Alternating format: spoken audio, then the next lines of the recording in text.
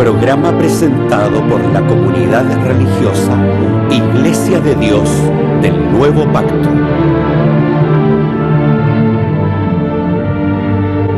Millones de personas en el mundo piensan que la Biblia es la palabra del único y verdadero Dios. En la actualidad, este libro ha sido traducido a más de 2000 idiomas y dialectos, y se calcula que se han editado unos 6.000 millones de ejemplares. Ningún otro libro que se haya escrito ha ejercido tanta influencia en la sociedad como la Biblia. Sin embargo, su lectura no ha reportado la felicidad ni los beneficios que se esperan de ella. Conozca a través de este programa el porqué de esta situación y lo que verdaderamente enseñan las Escrituras.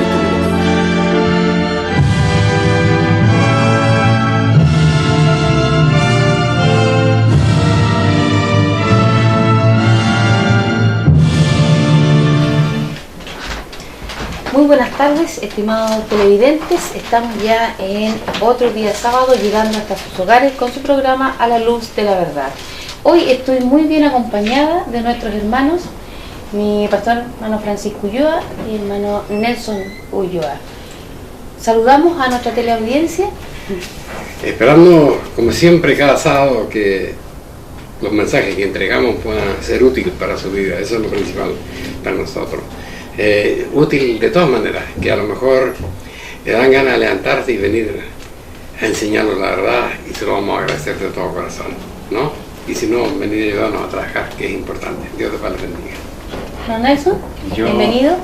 Muchas gracias, contento de estar nuevamente en este programa y pidiéndole también a usted que abra su espíritu para recibir la palabra de Dios.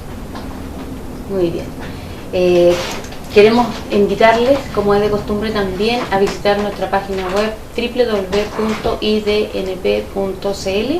para que usted pueda tener acceso a los diferentes temas que vamos tratando en este programa también y otros más relacionados con la doctrina de nuestro Dios. También le invitamos cariñosamente a acercarse a nuestro lugar de reunión en San Rosendo, en Balmaceda 17, los días sábados, en los horarios de la mañana, y en la tarde los servicios de las 16 horas en adelante, hasta que termine el día sábado. Hoy es un programa especial, como acostumbramos a hacerlo, de conversación, de los diferentes temas, de las mismas preguntas que ustedes nos han hecho llegar, para poder darle un poco más de tiempo y aclarar a nuestros televidentes las dudas.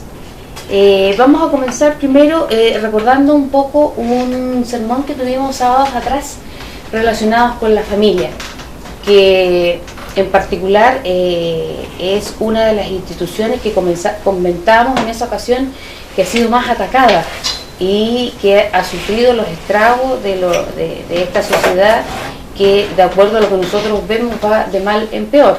Entonces la pregunta que asoma es ¿cuál es el propósito de Dios cuando Él creó esta institución? ¿Qué pretendía Dios hacer cuando creó la institución de la familia? ¿Y por qué para Él es tan importante rescatarla en estos tiempos? Bueno, hay algunos términos en la Sagrada Escritura, ¿no?, que nos señalan verdaderamente el propósito de Dios. Dice, voy a leer el capítulo 2 del libro de Malaquías, del verso 11 adelante. Prevaricó Judá, y en Israel y en Jerusalén ha sido cometida abominación, porque Judá ha profanado la santidad de Jehová, que amó, casándose con hija de Dios extraño. Había una ley en Israel para preservar lo que debía ser el pueblo de Dios, que los israelitas solamente debían casarse con israelitas, ¿no es cierto? Bueno, esa ley, por supuesto, llegó hasta la muerte de nuestro Señor Jesucristo, porque ahora toda la humanidad, ¿no es cierto?, está bajo la bendición de Dios. Pero esa fue una forma de prevaricación. Si nosotros nos acordamos bien de la lectura del libro de los jueces, por ejemplo, cuando en el tiempo de Balaam, la única manera de hacer caer a Israel en ese minuto fue, ¿no es cierto?, inducir a los jóvenes y a las jovencitas de Israel tener relaciones de amistad con gente impía, ¿no es cierto? Entonces, eso demuestra la importancia de la familia para Dios, para preservarla en ese momento, ¿no es cierto? Ahora dice, Jehová talará de las tiendas de Jacob al hombre que hiciere esto, al que vela y al que responde, y al que ofrece presente a Jehová de los ejércitos. Todos que puedan servir a Dios, pero no tengan el cuidado de la familia como lo tuvo Israel, eso es malo para ellos delante de Dios. Dice el verso 14, más diréis, ¿por qué Jehová ha atestiguado entre mí y la mujer de mi mocedad, contra la cual tú has sido desleal, siendo ella tu compañera y la mujer de tu pacto? ¿Por qué no hizo él uno solo, aunque tenía la abundancia de espíritu? ¿Por qué uno? Para procurar una simiente para Dios. Guardaos pues en vuestros espíritus, y contra la mujer de vuestra mocedad no seáis desleales. Entonces aquí está el concepto principal de Dios, ¿no es cierto? Cuando Él hizo al hombre, hizo a Adán y a Eva, ¿no es cierto?, le dio la facultad de poder procrear, ¿no es cierto?, pero el propósito de eso era que el hombre tuviera la capacidad de crear una simiente para Dios. ¿Y esto de qué viene? Bueno, esto no está escrito en la Biblia, pero yo creo que muchos pensadores en la Sagrada Escritura dicen lo mismo. Cuando fracasó la tercera parte de los ángeles, ¿no es cierto?, que tenían la función de ayudar, de cuidar aquí y a la tierra, tal como dice Génesis 1, ¿no es cierto? Sí. Y después a los que veníamos acá para que llegáramos a ser sus hijos, fracasaron. Entonces la potestad le fue dada al género humano, ¿no es cierto? Y el comienzo de la potestad primero parte con el matrimonio, eso es lo primero, y con el matrimonio obviamente viene la familia. Entonces la familia es un asunto importante para Dios, debemos entenderlo de esa manera.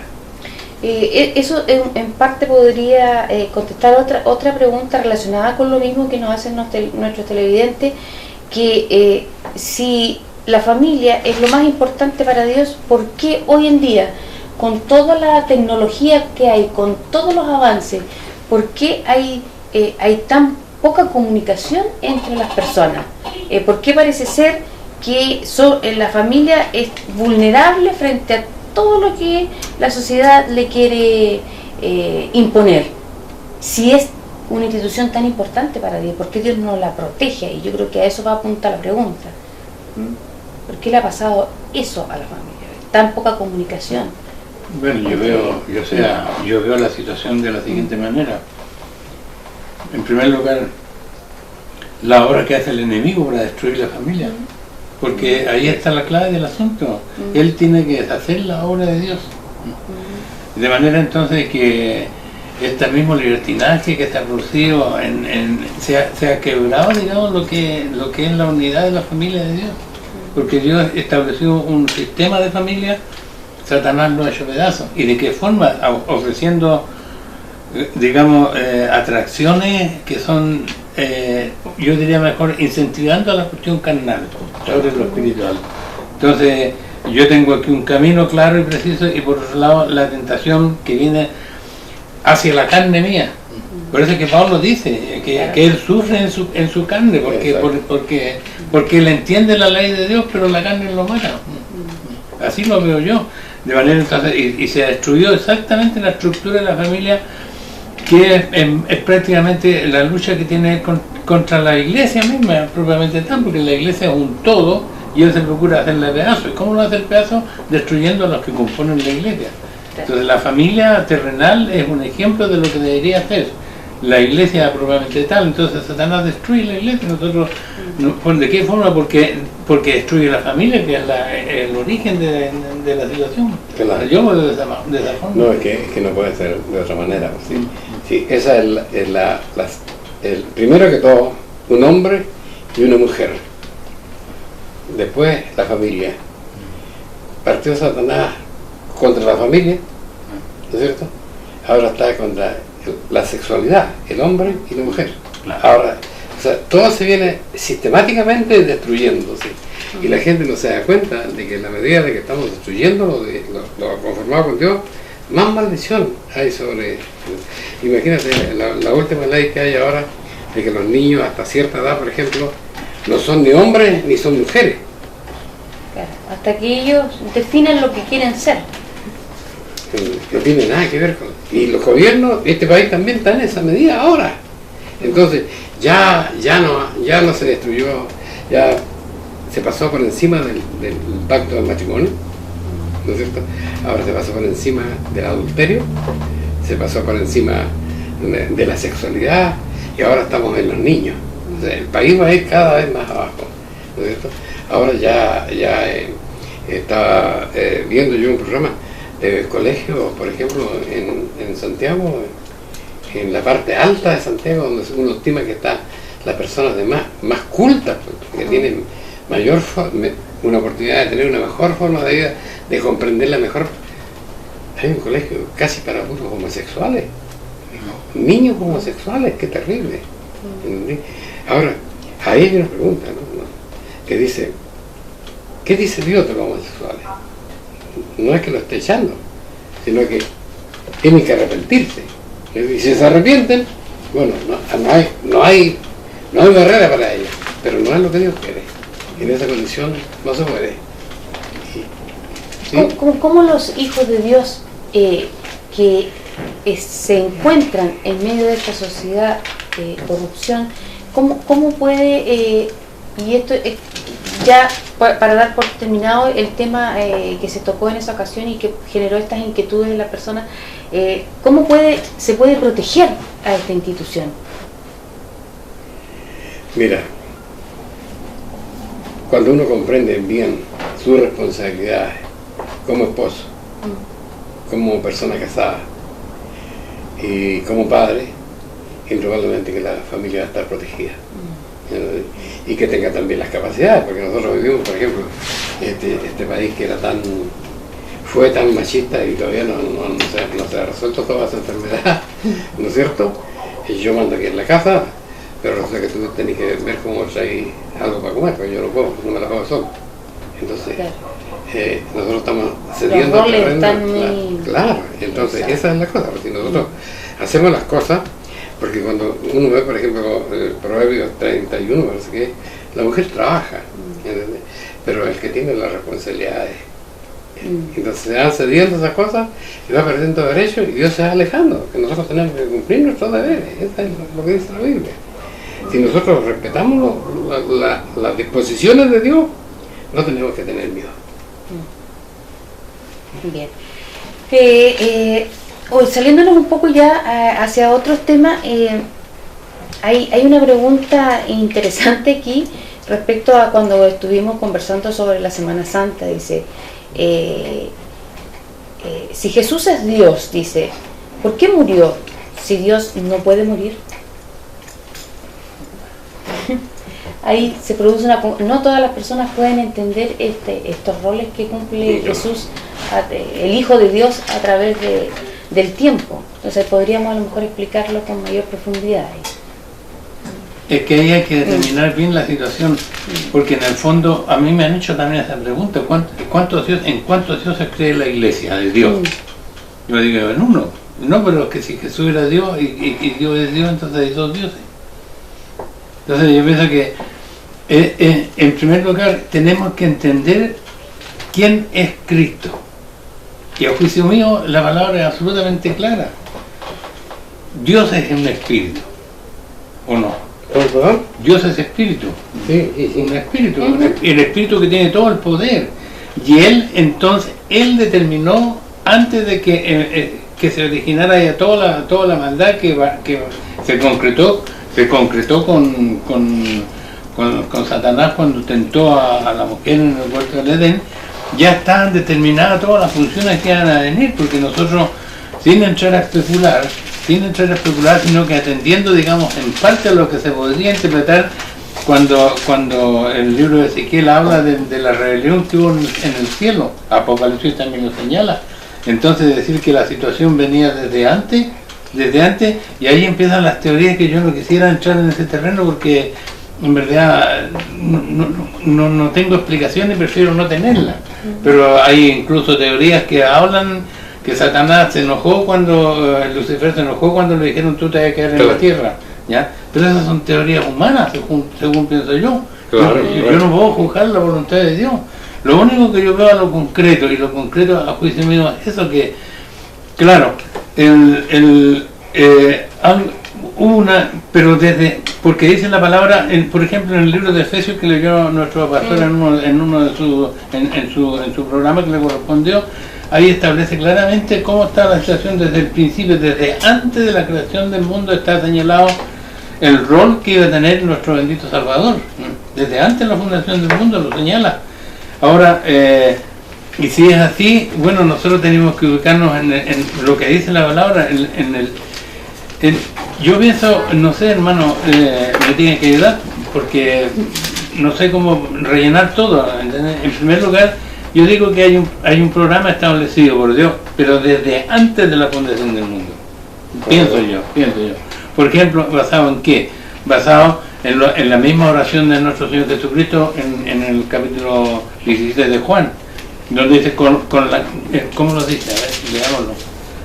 Que estuve contigo desde antes que el mundo... Yo te he glorificado en la tierra y he acabado la obra que tú me diste. Ahora pues, Padre, glorifícame tú cerca de ti mismo con aquella gloria que tuve cerca de ti antes de que el mundo fuese.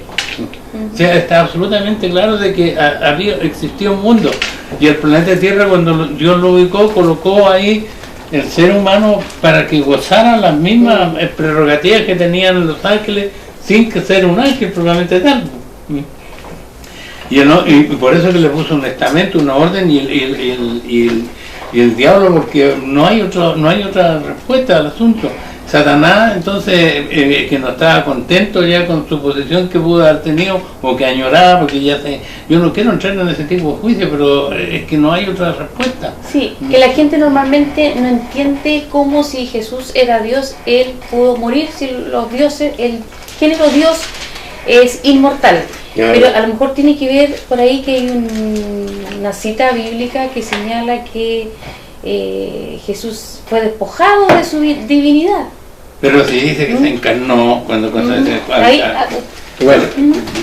yo creo que hay que entender qué significa la palabra Dios. Eso es lo primero, ¿no es cierto? Porque Dios no podemos darle el significado que se da en el lenguaje común y corriente. Dios es una forma de vida que tiene características especiales. Cuando leemos, por ejemplo, Éxodo 4, ahí están las características, ¿cierto? Primero que todo, que no tiene principio ni fin de día. Esa es una de las grandes características. Y que tiene el poder de la vida. Eso de es dar vida. Claro, sí. El poder de la vida. Eso es Dios. Eso dice la palabra de Dios en Éxodo capítulo 4. Muy claro, ¿cierto? Ahora, nuestro Señor Jesucristo. Nosotros hablamos de Cristo, pero no hacemos la división. El Verbo, Jehová,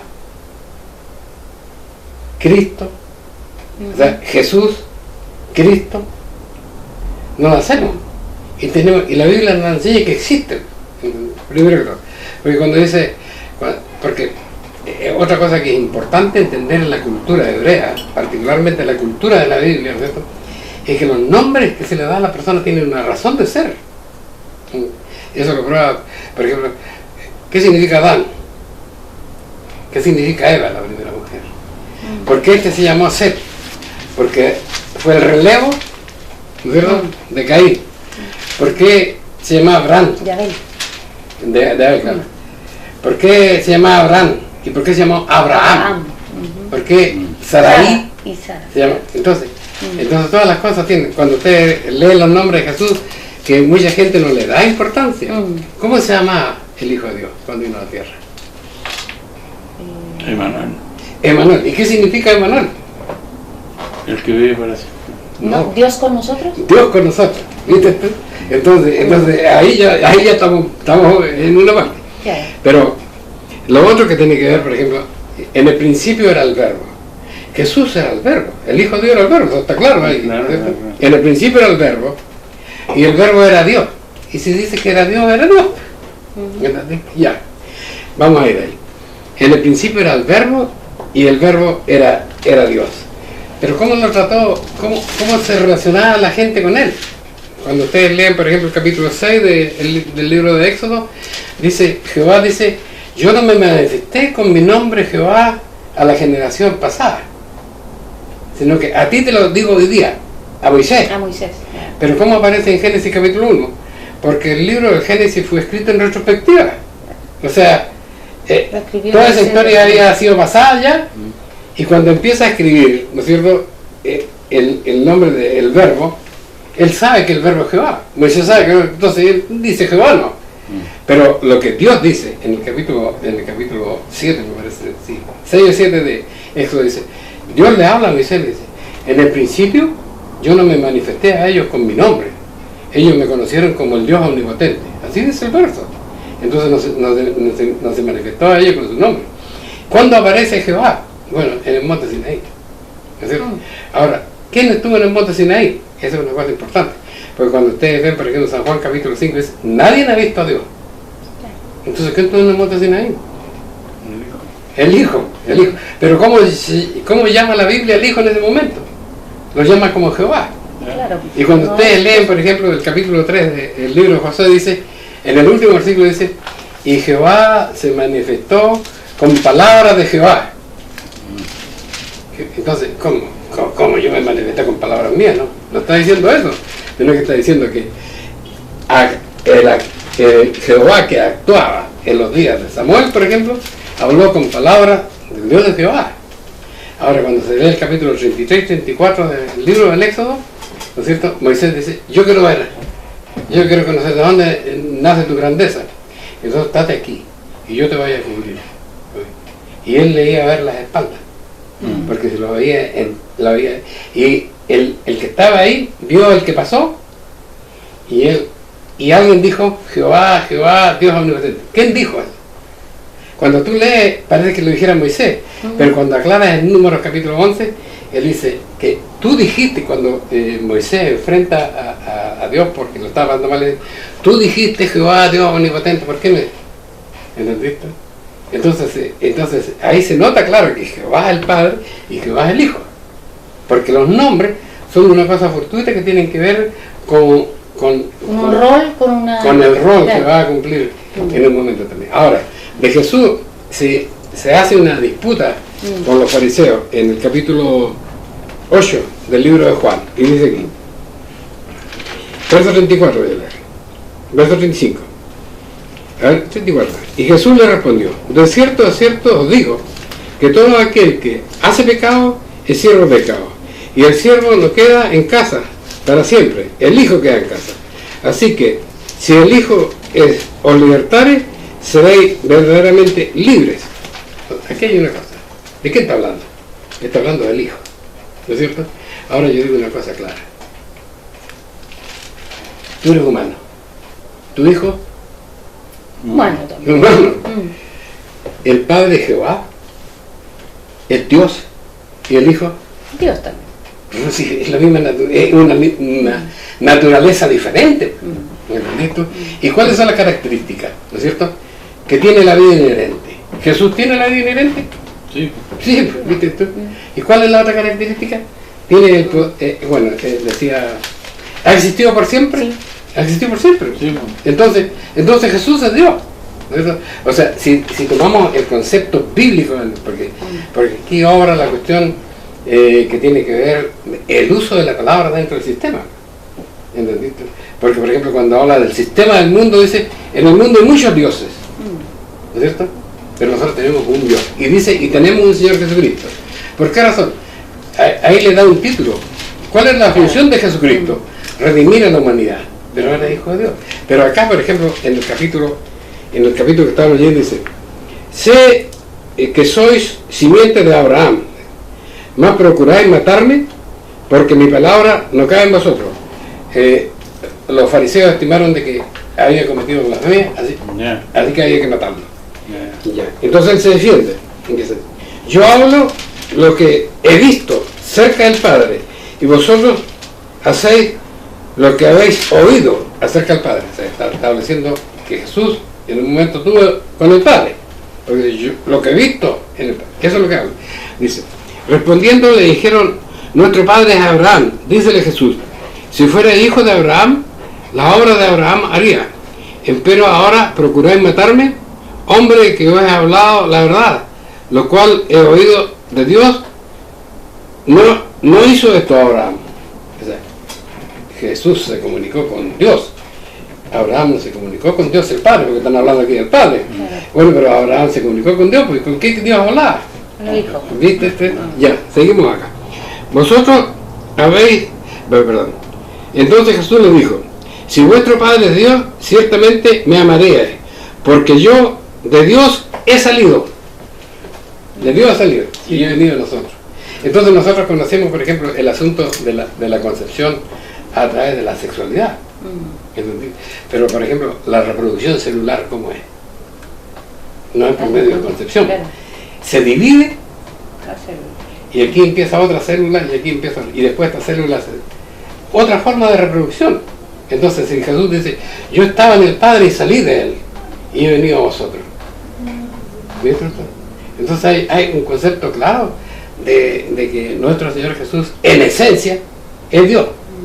En esencia es Dios, ¿no es cierto? Pero ahora opera entre los, por ejemplo, cuando dice un verso que tú citaste la semana pasada respecto a Dios, bueno, el de 1 Corintios, dice: hay un solo Dios y un solo mediador, y lo nombra. ¿Cómo lo nombra? Jesucristo. O sea, no está hablando de Manuel, Claro. está hablando de Jesucristo, porque está hablando del Hijo de Dios en función del mediador. ¿Viste tú? Pero si pudiéramos decir eso, porque eso sí que no me atrevo a decirlo yo, genéticamente Él es Dios. Sí, yo creo que la gente se pierde en el sentido porque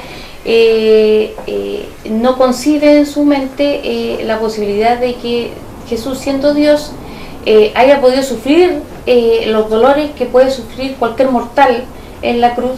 Yo imagino que a lo mejor eso lo esgrimen un poco para desestimar el valor del sacrificio del Señor Jesús. Bueno, y que no haya sentido efectivamente tanto dolor humano siendo Dios. Yo creo que por ahí va esa... Dice la palabra de Dios. ¿Dónde está ese verso que dice que Él me parece que está en Colosenses? ¿Y qué es lo que decía? Se despojó de su condición de Dios y no tuvo por usurpación ser semejante a Dios. Se quitó todo lo que tenía. Cuando Pedro saca la espada, ¿por qué ha hecho eso? Si yo quisiera defensa para mí, tendría, ¿entendiste? Sería un fraude. Sería un fraude que Jesús muriera en la cruz y no sufriera. Por eso que se venía el cumplimiento del tiempo, Dios, el Padre, envió a su Hijo hecho de mujer, hecho súbito a la ley, para redimir hechos de mujer, o sea, nuestra condición humana. Entonces, pero yo creo que por eso va eso. Pero, por ejemplo, eso no significa que hayan dos dioses. No, de ninguna manera. No. Parece que el concepto de la palabra de Dios en el sentido teológico es lo que la gente no lo tiene claro. Ahora, yo digo, por ejemplo, yo y el Padre, una cosa somos. Y aquí cuando habla sobre todo con los apóstoles, cuando le dice, yo soy el camino, la verdad y la vida. Si me conocieseis a mí, también a mi Padre conoceríais. Pero más claro, dícele a Felipe: Señor, muéstranos al Padre, y nos basta. Ellos están en la misma disyuntiva que se encuentra en el mundo que no conoce a Dios hoy día, y no lo conocen de hecho. Dice: tanto tiempo hace que estoy con vosotros y no me has conocido, Felipe. El que me ha visto al Padre. ¿Cómo pues dices tú, muéstranos al Padre? ¿No crees que yo soy en el Padre y el Padre en mí? O sea, una cosa, una sola cosa, no hay dónde perder. Las palabras que yo os hablo no las hablo de mí mismo, mas el Padre que está en mí, Él hace las obras. O sea, yo creo que está más claro que el agua esa. Claro. Claro, es que lo que pasa es que nosotros no estamos acostumbrados a que haya una forma diferente de vida que sea superior a nosotros. Claro, claro. O nuestra mente humana no alcanza a percibir esa Claro. dimensión. Claro, son los Que la entienden, como dice también la Biblia, a través de el Espíritu Santo, que Claro. hace posible que la persona pueda entender Claro. en su real dimensión lo que es la palabra de Dios. Un poco centrándonos en lo que es el tema que tocó nuestro hermano Nelson, donde relacionado con la Semana Santa, o mal llamada Semana Santa, porque dentro de las festividades o celebraciones no aparece eso dentro de la ley de Dios, pero está la importancia que se le da al día en que resucita Jesús, ¿sí? Pero yo no quiero hablar sobre el día este o el otro, sino qué significado tiene para los hijos de Dios la resurrección de Cristo. Más que lo que es ahora para los niños los huevitos de chocolate y esas cosas que van metiendo entre medio, sino que para los hijos de Dios, ¿qué significado tiene el que Jesús haya sido capaz de vencer la muerte y de haber resucitado? Porque él venía con una misión específica y también un objetivo específico, que era demostrarnos de esa forma lo que nosotros podemos llegar a hacer. Porque el problema se suscita cuando se comete la infracción a la voluntad de Dios, se pierde la semejanza la semejanza divina que tenía el ser humano que creó Dios. Claro. Entonces, por eso que dice Juan, ¿cómo dice? Primera Juan, en el capítulo 3. A ver, Hijito mío, ahora somos hijos de Dios, pero aún no se ha manifestado lo que hemos de ser, pero sabemos que cuando Él venga seremos semejantes a Él, porque le veremos como Él es. Claro. Entonces yo pienso que esa sería un principio de explicación, porque el pastor la complete. No, ¿qué significado tiene para Dios la resurrección? El hecho de que Jesús haya sido capaz de vencer la muerte y resucitar a vida eterna. Aquí la iglesia tiene que tener, hablar claro, hablar teológicamente claro, porque Jesús no resucitó. El Padre lo resucitó. Exacto, entonces eso es lo que... Porque igual yo digo, si Jesús muerto tenía la capacidad para resucitar, entonces no murió un hombre, murió Dios. Exacto. Entonces, el Padre lo resucitó. Claro, claro. El Padre lo resucitó. Entonces, ese era el primero. Ahora, ¿qué valor tiene? Bueno, cuando hablaba en algún estudio, viste acá, la cosa de las 3 medidas de harina. La primera medida de harina era de Adán a Israel, a Abraham y Israel. La segunda medida de Israel hasta nuestro Señor Jesucristo. Y la muerte de nuestro Señor Jesucristo nos lleva a la tercera medida de harina, que es la iglesia del nuevo pacto. Esa es una de las grandes importancias dentro de la resurrección de nuestro Señor Jesucristo. Ahora, cuando vemos, por ejemplo, el Espíritu Santo en una situación circunstancial de algunas personas en el Antiguo Testamento, porque no todos lo tenían. Cuando ustedes leen, no era una cosa globalizada. En cambio, ahora toda la iglesia de Dios, todos los hijos de Dios, tienen que tener al Espíritu Santo. O sea, Dios les prometió el Espíritu Santo. Claro, claro. Entonces hay cosas que son elementales. Ahora el concepto de la espiritualidad. Ahora la ley no está en la carne, está en el espíritu. ¿Entendiste? Porque, bueno, y eso se entiende bien claro que la ley está en el espíritu, porque dos niños pelean, por ejemplo, y en su contextura, un niño tiene la capacidad de matar a otro, pero hay algo que lo detiene. La ley de Dios está en su espíritu, no matará. Entonces hay otra cosa que... Ahora, la Biblia está llena de lenguaje figurado o metafórico, y entre esos elementos usted mencionó el significado de lo que es la levadura. Entonces, una de las preguntas que se hace es ¿qué significado efectivamente tiene la levadura en la Sagrada Escritura? Porque normalmente se le relaciona con el pecado, y en el estudio que realizó usted se habló también de otro significado. Si lo pudiéramos un poco más esclarecer un poco ahí. No, pero es que justamente lo que dice usted, bueno, querida hermana, cuando le preguntan a Cristo por qué habla en parábola, Claro. la respuesta es categórica, porque el conocimiento ha sido trasladado a vosotros y ellos no lo entienden. A juicio mío, la gente que no acepta la ley de Dios en las condiciones que está la Santa Palabra no van a entender nunca la palabra de Dios porque no tienen el Espíritu de Dios. Yo por ejemplo, pienso de esa forma porque, ¿por qué razón? Ahora, lo mismo vale para la explicación de la levadura, porque fue Cristo el que le puso el ejemplo. Porque él hablaba de esa forma para que el pueblo judío que no entendiera y no iban a entender de ninguna manera tampoco lo que él estaba haciendo. Ahora, la levadura, tal como dice, o sea, como yo creo que se entiende bien. Pablo, cuando habla de la levadura, ¿es por qué razón? Porque nosotros tenemos que tener una vida santa. No podemos tener una doble función y en cambio la tenemos porque nosotros todavía estamos investidos en la carne, es decir, el espíritu, y esa es la lucha individual que debemos tener nosotros mismos, que no la tienen. Yo por lo menos no la tengo. Quisiera, Dios, pero ese es el problema. Entonces, mientras estemos revestidos de la carne, nosotros no vamos a tener que seguir luchando y Dios quiere ampararnos porque podemos llegar a la meta. Yo voy a decir la situación.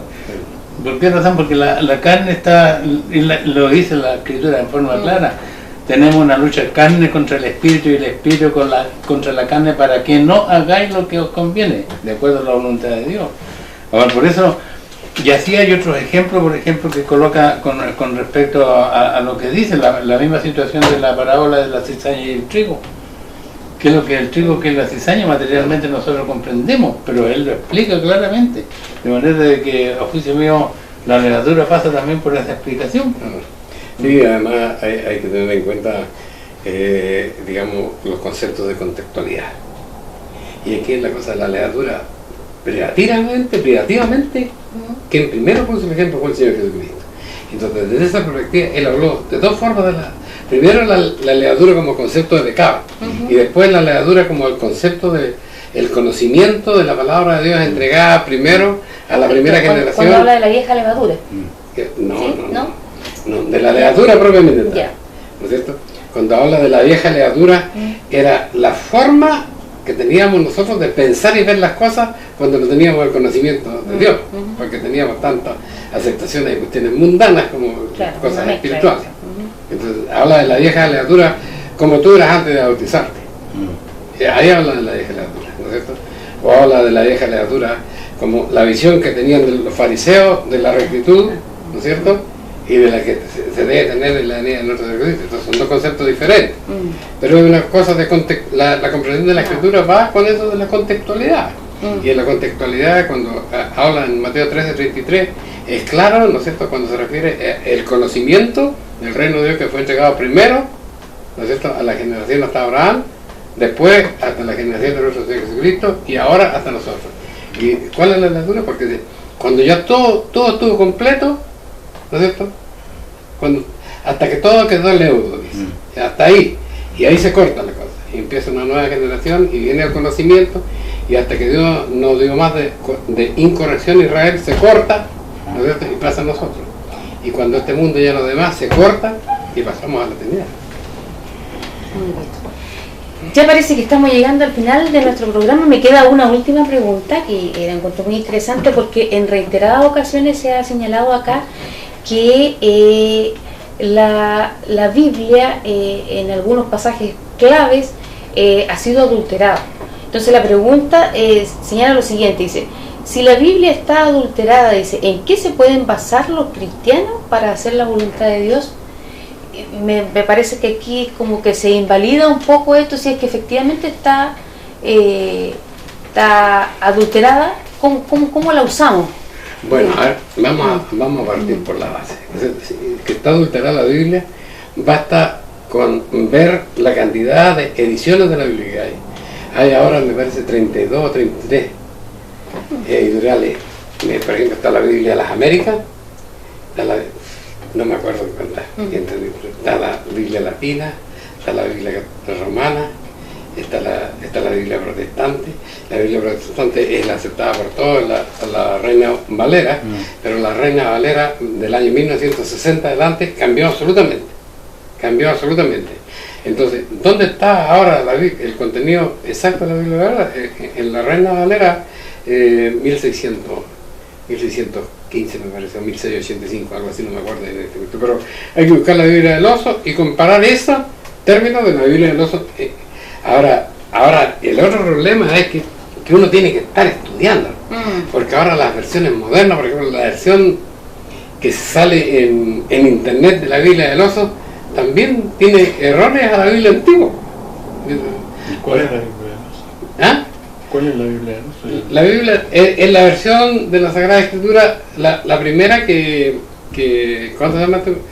La Reina Valera, digamos, Sí. Casiodoro de Reina, y el otro traspasaron la Biblia desde el castellano, o sea, desde el griego al español. Casiodoro De Casiodoro de Reina y Cipriano de Valera. Hicieron la primera transformación desde el griego al español, o desde la Vulgata latina al español. 1602, dice. Exacto, ahí está. Esa fue la primera. Ya. ¿Viste tú? Entonces, esas son las cosas. Y ahí está todavía. Y ahí nos podemos dar cuenta. O sea, no necesariamente. Si es que ir comparando. Bueno, nosotros tenemos como 5 Biblias que hemos estudiado. Ahora, ¿para qué vamos a hablar de la Biblia de los testigos de Jehová? Por favor. ¿Tienen también una Biblia propia? Ellos tienen una Biblia propia. ¿Entendiste? Donde a Jesús se le trata como un ángel. Y no puede ser un ángel, porque los ángeles son creados y Jesús no fue creado. ¿Viste? Entonces, hay una barbaridad de Biblias ahora. Por eso nosotros decimos, bueno, si usted está con una versión muy antigua de la Biblia, tiene la Biblia. Pero esta versión, la versión Nuevo Mundo, es un horror. Es un error. Y esa es la gracia de tener los años que tenemos. Haber tenido la posibilidad de conocer la verdadera Biblia, que se ha ido perdiendo. Por eso, ahora, y eso es importante que haya tratado eso, porque en este minuto, por ejemplo, ¿dónde no está dónde no está el catolicismo ni el protestantismo mandando? En Asia, por ejemplo, Chino. los coreanos. Ustedes toman una Biblia, la leen y dice que hago edición coreana, compre la hoja cerrada. Ahí todavía está, pero al pie de la letra. Al pie de la letra. Sí. Claro. Pero estas Biblias son modernas ya. Son modernas. Viste, mira, dice, esta Biblia es Gospel Press, división de Senda de Vida, Publisher, de Miami. Sí, es la misma. Miami, Florida. Pero si ustedes compran la Biblia coreana, la venda Biblia, lo primero que hagan ver ahí, compren con confianza la Biblia coreana. No importa que digan 1900. Pero dice Biblia coreana. Sí, lo dice. Todos los que editan la Biblia tienen que poner esto que hago. Entonces, ese es un buen informe. Agradecemos el dato y nuestros televidentes también van a estar agradecidos de este tip que nos dio nuestro pastor. Bien, estamos entonces llegando al final del programa especial que hacemos de preguntas. Nos empezamos a despedir, Manuel Nelson. Bueno, yo primero que nada agradezco a mi Dios que me da la oportunidad de participar con lo que Él me entrega y entregarlo también para conocimiento de los demás. Además, tener una reunión junta con la presencia de nuestro pastor significa que a la vez nosotros podemos corregir cualquier cosa que no tengamos o nos hayamos malentendido. Lo cual yo pienso que ahí se ve la voluntad de Dios cuando Él elige a las personas en los cargos que le elige. Yo le doy gracias a mi Dios por su misericordia para conmigo y también a que usted nos ha seguido, que nos sigue y que quiero que nos siga siguiendo, porque la palabra de Dios es verdad y tenemos absolutamente seguridad, yo al menos, de que lo que nosotros hemos aprendido por la voluntad de Dios es su voluntad, y la invitación siempre va a estar abierta para que usted nos visite y participe con nosotros. Amén. Pastor. Estimados televidentes, espero nuestro Señor poder haber aportado algo al conocimiento de la palabra de Dios en sus vidas personales, de este profundo y gran conocimiento que es la palabra de Dios, que puede otorgar la vida eterna si la sabemos estudiar con humildad. El Señor de paz le bendiga. Le invitamos nuevamente y cordialmente a visitar el lugar de reunión que se encuentra en San Rosendo, Balmaceda 17. Todos los días sábados usted podrá acercarse a este grupo que está conversando estas cosas de las Sagradas Escrituras. También le invitamos a visitar nuestra página web www.idnp.cl para encontrar diversos temas donde usted también puede dejar sus preguntas y sus opiniones. Queremos desearles una muy buena semana, que Dios le bendiga grandemente. Muy buenas tardes y hasta el próximo sábado.